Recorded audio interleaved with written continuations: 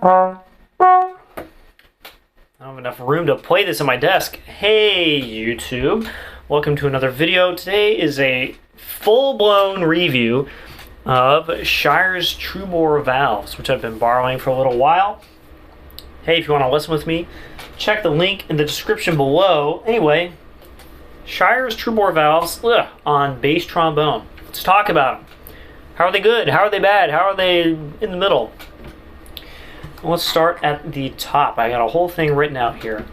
So, I've been borrowing these since I gave back the lever paddle for my Olsen valves. I don't have a way to play these, and so my tech has lent me his extra set of Trubores because he just has a lot of stuff. And so I've just been playing them full time. I figure, I'm going to give these back, and I'll have another valve set, and I'll have lots of time to play these. So, Trubores for a while now, and I took them to octets last night. Been playing, running them through all the different etudes and stuff that I play. Lots of playtime. Like I've said, every time I talked about these, I've owned a set in the past. And if you look back at my videos, 2014, 2015, in 2016, I think I still had them. You can see me talk about them there. And I had a similar setup, Bach bell, kind of the normal Shires accoutrement. Now I have a dual bore slide when I used to have a single bore. Couple differences. Also, this bell is cut and not a corporation bell. Otherwise, not too far off, and I play way better now. So the big difference is really me rather than the equipment. And these are obviously not the exact same Trubores or anything. There is a difference there. So I've been comparing these to, obviously, my Olsens, which are right here, which I can't really play because I don't have a lever for this. If this was just like a ½ inch longer, I would actually play it with nothing on it, and I would be totally fine. But I can't. I'm also comparing it to the Shires rotors that were on my previous instrument that I traded for these, but I haven't played those in a while, obviously. And also comparing to the K valves that I borrowed for a while, and a little short play time on some Shires axials. So that's kind of what I have in my head, as well as my Holton 185, of course, which is wildly different. Let's talk about the pros. What are the good things about Trubores? So one good thing is the throw is really maniacally short. Just crazy short. If you look at this side, you can see the valves activate maybe 60 degrees. It's not very far. And of course, that means the levers don't have to move very far. I don't really like valves that activate really super duper short, like the Con CL valves. It's actually so short that it's uncomfortable. You don't get to move your thumb enough. Something about that. But it is a lot shorter than something like these, which are not bad, but not good. Not nearly as good. Let's see, what's something else that's good? Quick action. So the throw is short, but also they move fast. They spring back fast. It's not heavy. They are big valves, but they move pretty easily. And they don't really seem to slow down. I never had any problems with my previous pair, and these seem to be largely the same. There's a straight path through the open horn, so it's just straight. It's like playing a straight trombone with two giant counterweights on the gooseneck. That's good for things like the high range. It really focuses things up. It makes the horn, generally, the Trubores make the horn a lot more efficient. I'm not sure if it's the actual valve construction or just being a Shires valve section or something, but they really do make the horn need less air for the amount of sound that you get. That's usually a good thing, right? They have a really fast response in basically every range. You're going to get that with efficiency, I think, and these really just kind of do the efficient thing, and that gives you a fast response in basically every range. High to the pedals kind of just pops notes out in a way that some bass trombone valve sets, including these, don't do nearly as well. So that's a pro. I think we're on to the last pro here. Here we go. It's got the usual Shires lever placement, and I really like this. I've never I've never played a Shires where the levers were in the wrong place, and I think I'm going to have Ben prototype or blueprint, I can't remember the word. It'd be nice if he did these valves that way, but the ones on the horn that's being built for me, if they're just like this, just the placement, I'd be totally cool with that. So let's go to the middle ground, the stuff that's not a pro or a con, just kind of things that are, probably usually both a little bit. So one of the things is that both wraps you can see here are on the left side of the instrument. We've got bell, G flat wrap, F wrap. Personally, I don't like how this looks. I really like a horn to be balanced. If you can see on the Olsons, the bell goes in the middle. This just looks better to me. That's not necessarily like an objective thing, obviously. I just like how that looks, and I think that makes the horn a little more balanced, like on the shoulder, instead of having all the weight on the other side of the bell. But there is a big pro to this, in that you can use headphones and play Trubores, because the headphone goes in this kind of like dead space right here, rather than running into a bunch of wrap for the G flat wrap. So that's a good thing and a bad thing. In general, I don't really like how Trubores look. You know, this big old fat can of a valve, and then this wrap stuff here, I don't know, it really doesn't do it for me. And of course, that's not, again, an objective thing. I don't really like how they look. So that's a middle ground, because honestly, how it looks doesn't really matter. They have really defined slots. Every trombone has some kind of definition to like where you are in the slot. Something like axials, especially like really leaky axials, they just have like curbs. There's a suggestion of a slot. If you want to go over there, you just step over the curb and go over there. Something like these Olsons have like a picket fence. Like it's a little more than a suggestion. You should probably stay in the slot.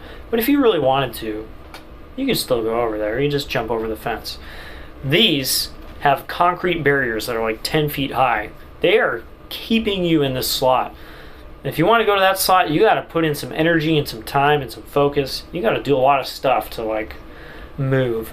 And in some ways, that's really good for a lot of bass trombone players who kind of loosey-goosey with how they play in the center of the note. The high range is a lot better than most bass trombones. Low range is maybe a little easier to center, to find the middle. But for me, it's a little too defined, a little inflexible. And we'll talk about that more in the cons section. Just one of those things. Some people I could definitely see really enjoying that aspect, and we'll talk about how I think about it in the cons section. The last middle ground thing is these valves seem to have the same effect that the Griego GP mouthpiece does on bass trombone, in that it makes the bass trombone a lot more tenor-like in response and clarity and sound a little bit, and sacrificing some of those bass characteristics that we all know and love. And that can be a great thing. Obviously, James Markey plays a Griego GP and he sounds amazing. But for me, there's not quite enough depth to the sound on the Griego GP, and I'm kind of getting the same effect on the Trubores, where they do a lot of things that make the horn easier to play in some ways, and then kind of shut off some other things that I really enjoy about playing bass trombone. So let's go to the cons. And we've got quite the list here. First one, ergonomics. Obviously the levers, great. I like that a lot. But these are big old chonky valves right in your neck. They're big. They're not as big as K valves, but they stick out kind of the same way and just about as much. They got this, big old sharp edge on the end here. I don't have a huge neck. I'm not one of these people, right? With the this kind of neck. And even then, it's just a little uncomfortable to play. Something like and this is what I've been playing previously, of course, is rotors, they don't really intrude off of the gooseneck very far. And so you kind of get used to the angle in which you play these. It literally changes from something like this to something like this when you get really big valves that intrude on your neck. And I don't really like having to move just because the valves are getting into my neck. Axials are going to do the same thing, so I'm not going to call them out specifically, but not a big fan of that aspect of these valves. The second ergonomics thing is that they're really heavy. I actually didn't really remember that part for some reason. And I feel like they're as heavy or heavier than axials. They seem to have about the same amount of mass all in one place. And then, of course, we have both wraps on one side of the instrument, so it just likes to not quite have the right balance. It's not awful, but they are a heavy valve set. And that's always going to be a bad thing. I don't really like how lighter horns play necessarily, but I like to have a lighter instrument to hold up. All right, so moving on. Response, and this is where my big hang-ups are. G flat in first position with the second valve is weirdly not a good note. It's usually pretty good on most double valve bass trombones, and on this it's just like not easy to center. The whole G flat series is a little weird in first position, including the pedal. And I had the same problems on my previous valve set, and I remember the same problem on my friend's Trubores back in grad school. So some acoustical property of these valves makes the G flat just a little strange. And I like that G flat, so I'd rather it not be weird, right? Slots. So up above I said that definition can be a good thing. I think for some people they really need that, or just enjoy having the help that the instrument is going to give you. For me, it feels really confining to not have like any wiggle room. You play the note here, or you just don't play it at all. On something like axials, it's better to play it here because it sounds the best and it's the most in tune. But you can also like play it over here. And I like having the wiggle room because, and it sounds like it's a bad thing on axials, right? Because it gives you room to broaden the sound, change articulations, change the sound a little bit in different scenarios. And these don't give you that. They just don't give you the option to change those things. It can feel really inflexible. I said that earlier, but even just playing slurs feels like I'm using more energy to change notes than I do on some other instruments, because I have to go to this part of the slot. I have to go here. I don't have kind of like loosely defined slots. They're exactly there. And I don't especially enjoy that. In some ways it's good. Like, again, it's not entirely a bad thing. And this is the big one for me, and I just hinted at this, but when you play loud on these, and playing loud on these is easy, it's not a problem, but when you play loud, the sound, instead of getting wider, getting more feedback off the sides of the instrument, and just kind of broadening in general, the sound stays kind of the same and just adds decibels. It's like someone turning a volume knob. And again, I think some people really enjoy that, just kind of going, oh, I'm playing louder now. That's it. Sound stayed the same. But the sound for me is a little light, a little bit lacking in character as I get louder. And I really want the sound to go sideways more. I want it to broaden. And they just doesn't on this. Playing in the octets yesterday, played a bunch of loud stuff, and I could really rip some stuff out. But the sound just was going straight forwards. It felt like I was playing a large tenor trombone really well, getting these great low notes, instead of the bass trombone feeling that I actually get quite well with these Olsen rotors, where when I play loud, it gets loud, but also the sound broadens, it gets a little deeper, I add more resonance, right? It's kind of like the difference between singing very loudly, like operatic style, for instance, or yelling. They're two different things, shouting and singing loudly. And I'd rather have the singing loudly where you're adding resonance, kind of like making the sound larger, and then yelling is just kind of adding a bunch of decibels, and you don't want to listen to it as much. I don't like listening to people shout, personally. And that's just kind of what this feels like. Like I said, it's not actually shouting, but it's definitely more on that edge of the scale than it is the broadened sound concept. And the problem I run into is that it's not just in the valve register that it does that, it's in all registers. So I even tried to play like some E flats in the staff. I can make an awesome sound on E flat in the staff if I really just want to go boom, E flat. And I couldn't. I was making this E flat in the staff, just kind of this narrow sound, but really loud. And I was just like, that's not what I wanted to do with that. I really want the people around me to hear it better rather than just bounce off of the wall. Again, it's that kind of like tenor-like feeling where instead of going sideways, it just goes straight. And people like that. You know, that's not the worst thing. And last of all, the articulations, in a similar way, kind of just stay the same. I couldn't get them to really be like super legato or highly articulate or add any weight to the front of the note if I wanted to play like a really loud section with a marcato front. Kind of just did the same thing all the time. It was actually quite difficult to manipulate it. And I think that's because of the slots. Something like the axials or my Olsen rotors over here, there's more room to change the articulation. I can go highly legato or add a bunch of weight to the front of the note. And these didn't let me do that. And it's honestly a very strange feeling to have such a good instrument that's very even response, it's easy to play, and then doesn't let you do things. It's kind of the two different worlds at the same time. Not used to that. So even in a short comparison, my Olsen rotors, which I've been on record saying like these are not great, I actually like them a lot more now in comparison. In some ways, they're obviously worse. They're very slow and have a longer throw compared to the Trubores. Not going to get away from that. And they're just, not perfect in some ways. Response is more even on the Trubores. But I can do so much more with the sound with these. And I can sound so much wider. I can sound veiled. I can kind of hide in the background. I can change the articulations. All sorts of stuff with those. Stuff that I can't do with these. Just kind of strange.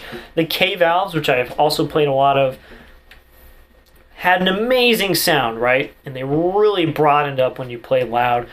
In every other way, they're worse. They're super heavy. They stick into your neck. The valve action is really slow.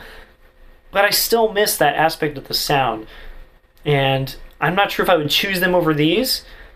But the fact that I have to think about it is kind of strange, right? I shouldn't even have to think. I should obviously choose these. But I still have to think about it. In conclusion, closing remarks.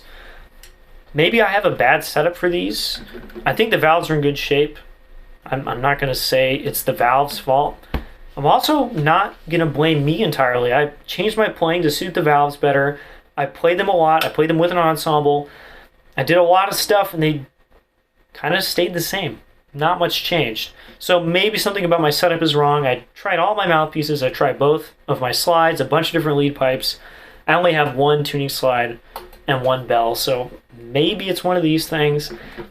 I have a feeling it's down to these not jiving with my sound concept. So, barring that something in my setup is wrong, like I said, they're just not my style. There's something about these that just does not go with the way that I play trombone. There's a Venn diagram and they overlap. There's some things I like about these, but a lot of the sound stuff just does not overlap. I really want my valves to let the sound do this, get wider, and not just only this. And I haven't really run up against that much, except for my last pair of these. I had a lot of people tell me that I sounded like I was playing tenor trombone when I played stuff in grad school when I first started with these. And I really got tired of those comments, and I eventually got a different horn. And I didn't get those comments anymore. And with this, I don't think I sound like I'm playing tenor trombone, but in a lot of ways, it feels like that. And the sound is definitely more towards that side than the bass trombone sound that I have in my head. I'm willing to work a little bit to overcome the loss in efficiency that these obviously have. I'll put that work in. That's fine with me. And of course, they're really heavy. I don't dig that. I want something just a little bit lighter. Last thoughts. I could totally use these, and I have been, and I've mostly enjoyed it, but I wouldn't choose them. So if you're interested in a Shires, definitely try these out. Really good in some ways. For me, not the right choice. I'll see you guys next time.